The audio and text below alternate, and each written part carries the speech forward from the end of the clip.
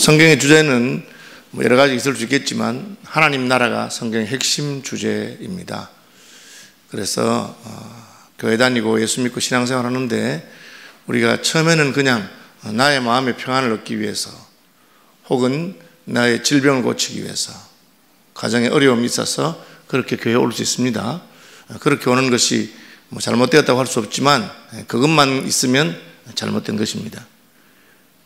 우리가 신앙생활 하면서 하나님을 만나게 되는데 하나님이 아주 크고 위대한 분인 것을 이제 깨닫게 됩니다.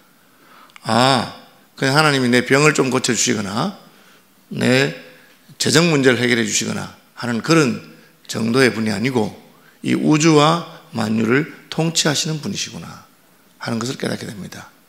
그리고 그 하나님이 나의 아버지가 되시는구나 하는 것입니다. 산골 마을에서 자라서 그 동네 밖에 한 번도 안 나가보고 그냥 그렇게 살던 아가씨가 시집을 갔는데 왕비 간택령이 내려가지고 왕비가 되었다고 합시다. 그러면 왕비가 된 다음에 야, 궁궐에는 먹을 것이 참 많구나 라든지 궁궐에 침실이 참 넓구나 그런 수준도 왕비의 자리를 이해한다면 그것은 참 잘못된 것이죠. 자기가 왕비가 됐을 때는 이 나라 전체를 지금 통치하는 왕이고 그 왕의 부인이 된 것입니다. 그러니까 나는 어린 시절에는 그냥 우리 동네 밖으로 나간 적이 없어서 그것만 보고 그게 다인 줄 알고 그저 밥만 먹고 살면 되는 줄 알고 옷은 1년에 한 벌만 있으면 되는 줄 알고 그랬는데 왕비가 되고 보니까 모든 세계가 달라집니다.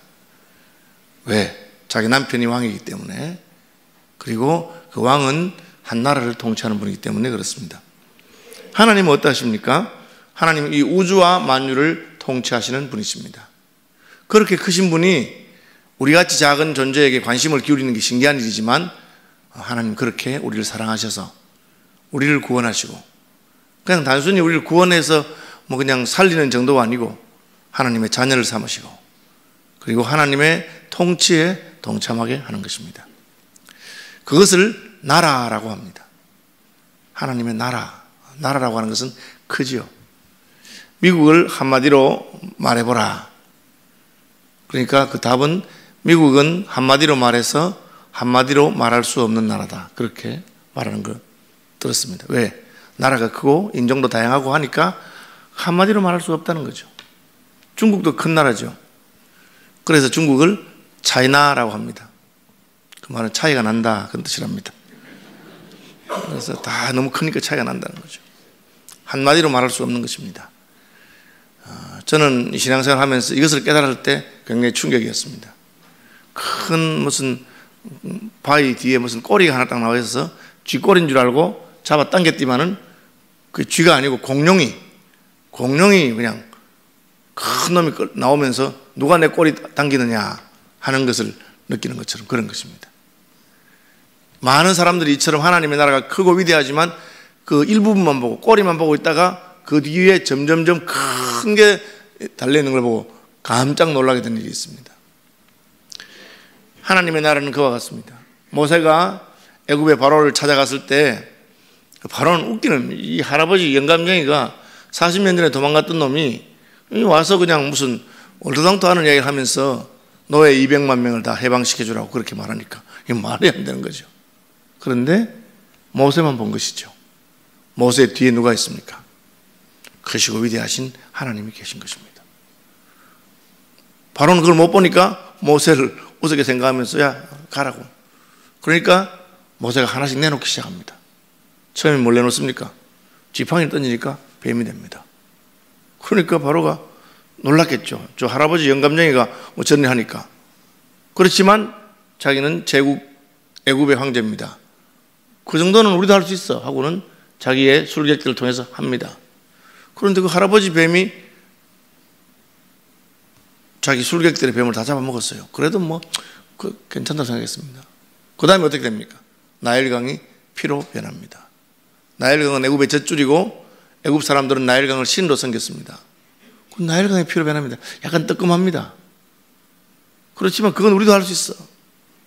그 다음에는 깨구리가 나오고 이가 나오고 파리가 나오고 점점 강해집니다. 그쯤 되면 알아봤어야죠. 지금 이게 모세의 문제가 아닙니다. 모세의 뒤에 있는 크시고 위대하신 하나님께서 지금 손을 대기 시작한 것입니다.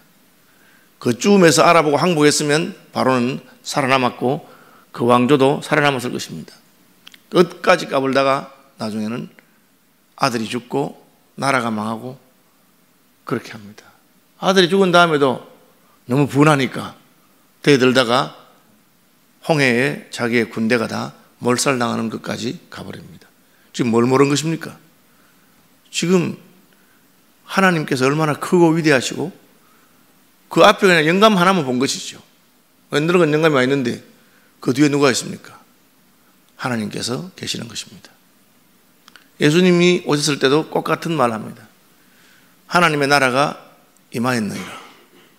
그러니까 예수님이 보니까 늙어 보이고 늙어수리하고 뭐 나이 30인데 네가 뭐 50도 안 됐는데 이렇게 말하는 것은 예수님이 늙어 보였다는 거죠. 고운 모양도 없고 풍채도 없고 그냥 이렇게 별 볼 일 없어. 저 나사렛 사람 아니냐?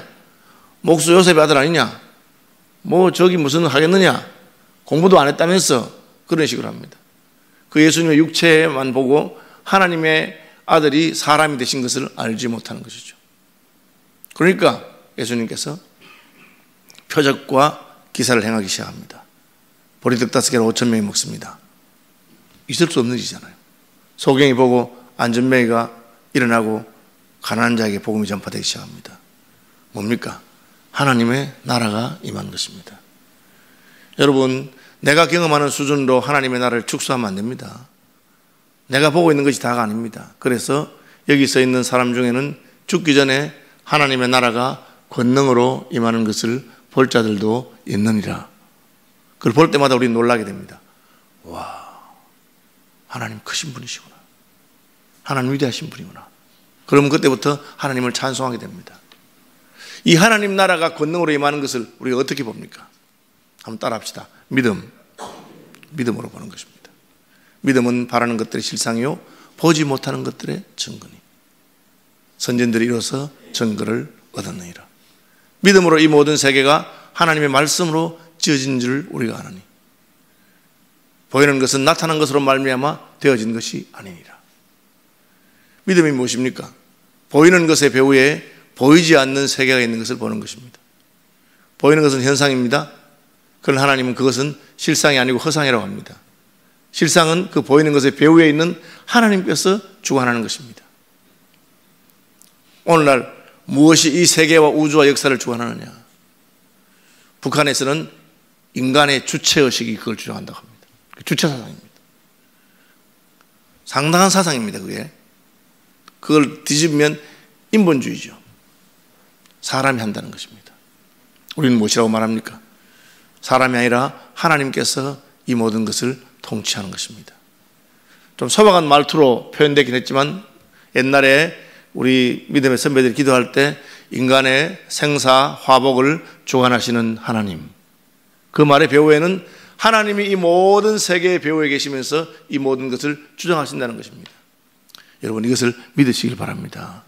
많은 사람들이 내가 예수 믿어서 죽어서 천국 간다 그 정도 믿고 있습니다. 그래서 예수 믿는 것입니다. 그러나 공중에 나는 새를 먹이시고 들의 백합화를 입히시는 그것도 하나님의 손길이다. 가을이 와서 단풍이 들면서 잎이 아름다워지는 것도 하나님의 통치에 있다. 그것은 믿음으로 볼 수 있는 것입니다. 속세기는 남편이나 아내나 자식이나 혹은 나의 사업이나 이 모든 문제도 하나님의 통치 안에 있다는 것을 믿으시길 바랍니다. 그게 믿음으로 보여지는 것입니다. 믿지 않으면 그냥 그것은 우연입니다. 믿지 않으면 그냥 세상이 돌아가는 법칙대로 그렇게 돌아가는 것입니다. 믿는 자에게는 이것이 하나님의 손길 안에 있구나. 한 걸음 들어가서 믿는 자는 하나님이 개입하는 것을 경험하게 됩니다. 그냥 믿지 않은 사람은 우주와 자연의 법칙이 있어요. 그 법칙을 따라 모든 게 돌아가는 것 같아요. 역사가 발전하고 그렇게 진행됩니다. 그러나 하나님의 사람들은 하나님이 개입하시고 하나님이 역사하신다. 한 걸음 더 나가서 내가 믿으면 하나님의 개입을 볼 수 있다. 그렇게 말합니다. 베드로는 물 위로 걸어가 본 적이 있어요.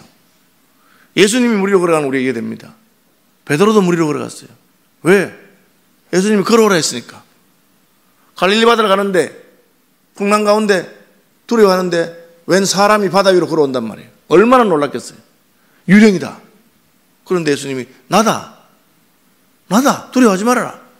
그러니까 그 중에서 성질도 급하고 적극적인 베드로가 진짜 예수님, 진짜 선생님이십니까? 그럼 나도 한번 걸어가 봅시다. 그러니까 예수님 오너라. 그래서 걸어갔어요. 가다가 중간에 풍랑을 보니까 이게 지금 내가 뭘 하고 있는 거야 지금. 자기가 사람은 무리로 걸을 수 없는 거 다 압니다. 갑자기 정신이 번쩍 든 거야. 내가 지금 미친 짓을 하고 있구나 하는 순간에 탁 빠져들어가는 거예요. 여러분 여기가 이상한 부분이에요. 왜 무리로 잘 가다가 빠집니까? 예수님 말씀에서 알 수 있죠. 베드로가 살려주세요. 호산나 나를 구원해 주십시오.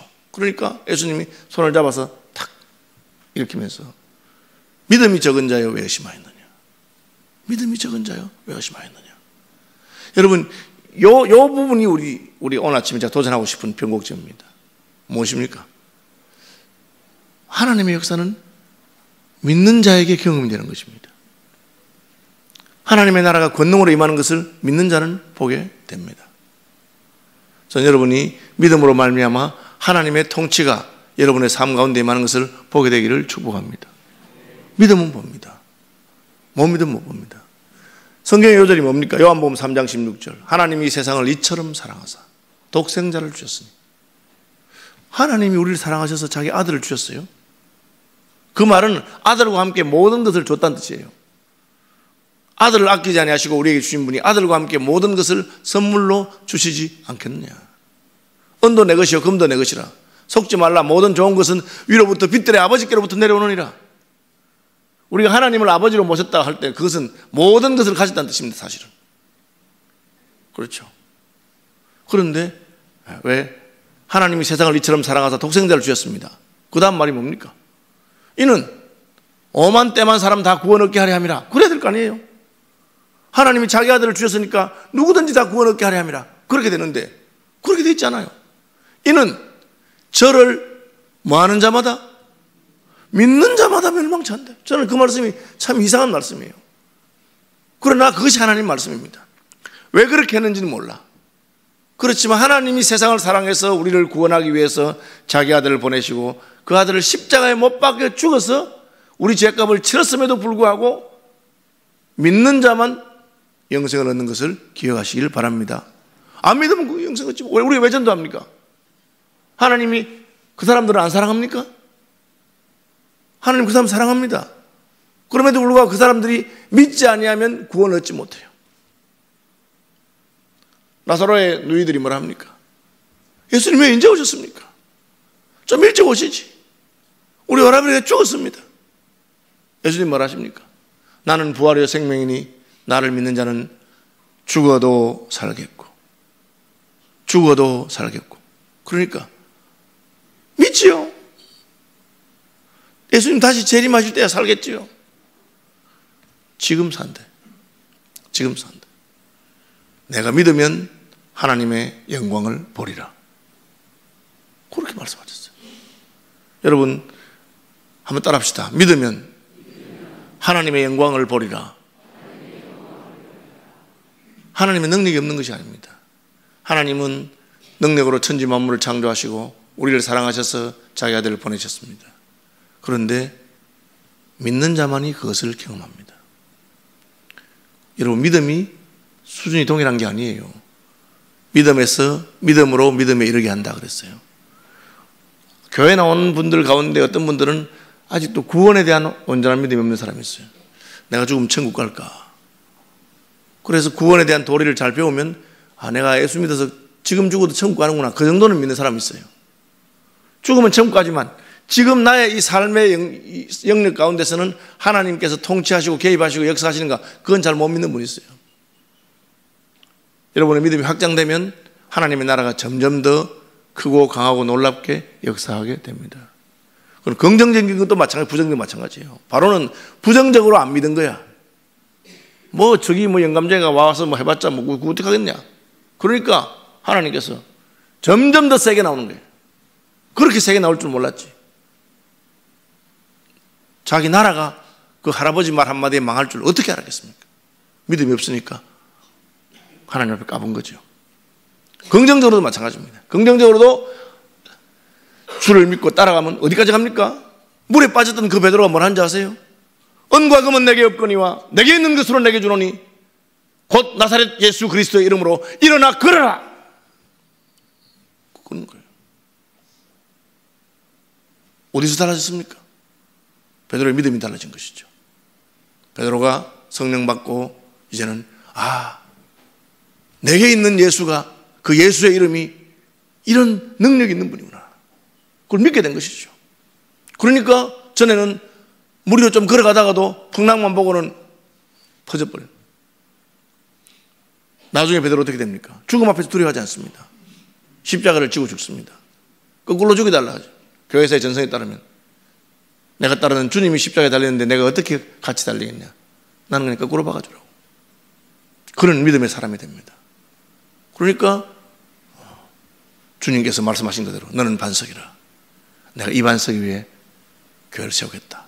그 자기의 신앙 고백을 그대로 성취한 사람이 되는 것입니다. 여러분, 하나님이 능력이 없는 것이 아닙니다.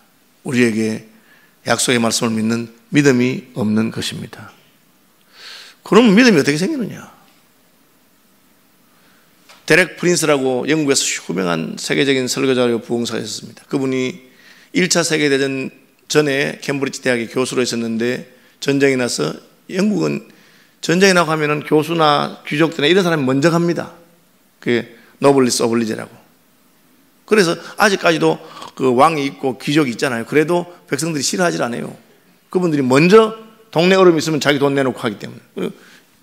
수단에서 그 세계대전에 참여했습니다. 독일군과 싸우는 아프리카에 전투에 갔는데 가다가 이분이 풍토병을 얻었는데 류머티즘 같은 걸 오늘 말하면 얻어서 다리를 절게 됩니다. 그러니까 그 당시 의학기술을 고칠 수가 없어요. 원인도 모르고 그냥 쩔룩쩔룩하고 병원에 있는데 전도하러 구세군에서 할머니하고 젊은 전도 부인이 와서 병원을 다니면서 전도하는데 다리를 저는 걸 보고 기도해주고 싶다는 거예요. 그러니까 뭐 의사가 못 고치니까 기도하시라고. 그러니까 이 병원이 환자들이 있으니까 밖에 나가서 기도하죠. 자기들이 타고 온 찝차에다가 데려가서는 찝차 안쪽으로 기도하기 시작했어요. 기도하다가 성령께서 임했어요. 어떻게 알았느냐? 막 이 사람이 기도하는데 막 몸이 막 진동이 오더라는 거예요. 그 눈을 떠보니까 같이 기도하던 그 두 사람 막 진동하고 있더라고요. 좀 있으니까 찝차 채로 덜컹덜컹 하더라고요. 어떻게 판인지 그렇게 기도하고 나서 다리 나와버렸어. 그러니까 멀쩡하게 다니니까 사람들이 데렉, 니 뭐 다리 아프다니 괜찮나? 뭐라고 해야 됩니까? 의사도 못 고쳤는데 기도해서 하나님께서 고치셨다. 그래 말해야 되는데 자기도 모르게 내가 뭐 그렇게 되게 많이 아픈 것도 아니고 뭐 그냥 그래 힘든 병이 아닌가 봐. 나을 때 나았는가 봐. 그렇게 말했어요. 그런데 그만하고 돌아오는데 다시 아프기 시작한 거야. 분명히 나았는데 다시 아프기 시작한 거야. 그래서 왜 이럴까? 제가 깨달았어요. 하나님은 나를 고칠 능력이 있지만 나는 하나님의 능력을 소유할 믿음이 없구나. 베드로가 무리로 걸어가다가 빠진 것처럼 그걸 깨닫게 됐어요. 그래서 어떻게 하면 믿음이 생길까 하다가 로마서에서 믿음은 들음에서 나며 들음은 예수 그리스도의 말씀으로 말미암다 하는 말씀을 보게 됐어요. 내가 믿고 싶다고 믿어지는 게 아닙니다. 어떻게 믿어집니까? 하나님의 말씀이 여러분의 생각을 덮을 때 믿음이 생기는 거예요. 그래서 의사를 찾아갑니다. 의사를 찾아가서 의사 선생님, 제 병에 약이 없는 거는 아시죠? 알지. 그래 우리가 못 고치는 거 아니에요. 원인도 모르고 약도 없죠. 그럼 만약에 약이 있다고 하면 어떻게 하면 이걸 어떻게 복용하면 될까요? 약이 있으면 어떻게? 그러니까 이분이 식후 30분 안에 하루에 3번씩 먹으라고 이렇게. 그래서 그때부터 아침 식사하고 성경책을 보고 점심 식사하고 성경책 읽고 저녁 식사하고 성경책 하루에 3번씩 성경책 말씀을 읽기 시작합니다. 그러다가 어느 순간부터는 말씀의 은혜와 깊이에 빠지기 시작했습니다. 이런 말씀이 있었구나. 복음서를 읽는 중에 예수님이 제일 많이 하신 게 뭐냐? 병 고친 것을 알게 됐어요. 예수님이 뭐 보험세면 계속해서 병자 고치고 뭐 그런 기억 나와요. 그래 줄을 끄가면서 읽고 있는데 어느 순간 자기도 모르게 자기 다리가 안 아픈 걸 깨닫게 됐어요. 나쁜 걸. 왜? 그 말씀이 속에 들어가니까 가치관이 바뀌고 생각이 바뀌고 그리고 변화돼 버린 겁니다. 여러분, 교회 다니는 사람 치고 내가 믿음이 좀 좋았으면 좋겠다 그렇게 생각 안 하는 사람 아무도 없어요. 그죠? 왜 안 됩니까? 말씀은 모르기 때문에 그렇죠. 말씀을 보지 않기 때문에. 하나님의 말씀이 내 생각을 바꿔버려야 됩니다. 그러면 믿음이 생깁니다. 우리가 신앙생활 한다 하면서도 이야기를 들어보면 그 마음에 가득한 게 나오는데 말하는 건 전부 TV에서 들은 거. 그냥 세상 사람들이 하는 일반적인 세속적인 그런 이야기, 세상 풍조 이야기, 뭐 그런 거 이야기해요. 저는 뭐 답답할 때가 많아요. 특별히 제가 뭐 집회를 가거나 딴 데 가서 그래서 만나보는데 장로님들이나 이런 뭐 강사 대접하려고 하는 그런 분들인데 이야기 몇 마디 해보면 제가 답답할 때가 많아. 이야, 참 이걸 어떻게 쉽게 말하면 그 생각이 가치관이 전혀 성경에 근거한 게 아니에요. 그냥 주워 들은 이야기, 세상적인 이야기, 신문에 나오는 이야기 그거 하고 있어요. 그러니까 믿음의 역사가 없습니다. 우리가 하나님 말씀을 보고 그 말씀이 내 생각을 바꾸고 무엇이 복이냐? 제가 어저께 했나요? 예수 믿어서 복 받는 것이 아니고 예수 믿는 것이 복이다. 그 말을 깨닫지는 못해. 예수 믿어서 병 났다. 예수 믿어서 부자 됐다. 예수 믿어서 뭐 했다. 그러면 그게 복인 줄 알아. 그런데 그런 거 하나도 없어도 예수 믿는 게 복이다. 그게 믿음으로 탁 와져버리면 그 길로 그냥 끝나버립니다. 부유하나 가난하나 주님이 나와 함께하기 때문에. 여러분, 예수 믿는 사람이 부유한 걸 반대하는 게 아니에요. 부유하면 좋잖아요. 부유하면 그걸 가지고 왜 좋습니까? 돈 많아 좋은 게 아니에요. 하나님 나라를 위해서 마음껏 일하기 때문에 좋은 겁니다. 건강하면 왜 좋습니까? 내가 건강해 좋은 게 아니에요. 내가 건강해야 주님 나라 일하고 다른 사람 섬기고 주방에서 더 열심히 봉사하고 그래서 좋은 거지. 그게 뭐 나를 위해서 좋은 게 아니에요. 그런 생각이 저절로 됩니까? 믿음이 들어가야 되는데 말씀을 모르니까 믿음이 전혀 없어. 목사 그렇게 제가 여러분한테 잘 이렇게 뭘 합니까? 막 잔소리하고 그런 스타일이 아니잖아요. 그러나 딱 하나 하는 게 있어. 제발 좀 소그룹에 가서 성경 공부 좀 하고 작은 예배 참석해라. 그렇게 말해도 말 안 들어요. 믿음이 없으니까 그렇죠. 우습게 생각하는 거지. 그럼 그냥 내가 하는 대로 그냥 하고 신앙생활이라는 건 그냥 교회 그냥 주일날 다니고 그렇게 하면 된다. 그게 자기 생각이에요. 그게 절대 안 꺾어지. 그게 안 꺾어지면 뭘 못 경험하느냐? 하나님의 영광을 못 봅니다. 평생 예수 믿어도 그냥 왔다 갔다가 그냥 그렇게 하다 끝나는 거예요. 기도해도 응답도 없고. 왜? 믿음이 없으니까. 왜 믿음이 없습니까? 하나님 말씀에 푹 빠져 있지 않기 때문에. 여러분의 마음과 뜻과 생각이 말씀의 사람으로 딱 바뀌면 역사가 나타납니다. 기적도 나타나요. 왜? 하나님께서 말씀하신 대로 이루는 분이기 때문에 그렇습니다. 하나님이 꾸지람을 해도 믿음대로 받으면 역사가 있습니다. 마리아 처녀를 보고 애를 낳는다 해도 마리아가 말씀대로. 그러니까 나중에 물로 포도주를 만들 때 여자애 나와 무슨 상관이 나니까 그래도 시키시는 대로 해라. 그러니까 물동이 물 옮겨 붓는 순간에 물이 포도주 되어버린 거예요. 여러분, 세상에 일반적인 지식이 소용이 없다는 게 아니에요. 그것은 일반 은총의 차원이기 때문에 세상 사람들이 밥 먹고 살고 사는 그게 필요한 것이지 하나님의 나라와 그 영적인 세계를 경험하는 그게 효력이 없어요. 그게 박사도 소용이 없고 부자도 소용이 없고 사장도 소용이 없고 아무 소용이 없어요. 그 역사는 내가 배운 것이 없어도 무식해도 하나님 말씀을 보면서 그 말씀이 나를 사로잡아서 내가 말씀의 사람이 되어버렸을 때 그때 나타나는 거예요. 평생 예수 믿어서 감기도 한번 못 고쳐보고 평생 예수 믿어도 하나님께서 내 필요한 걸 기도하면 주시는 것 경험하지 못해보고 그래 놓고도 자기 예수 잘 믿는 줄 알아요. 여러분, 말씀으로 자기를 보시기 바랍니다. 선줄로 생각하는 자는 넘어질까 조심해라.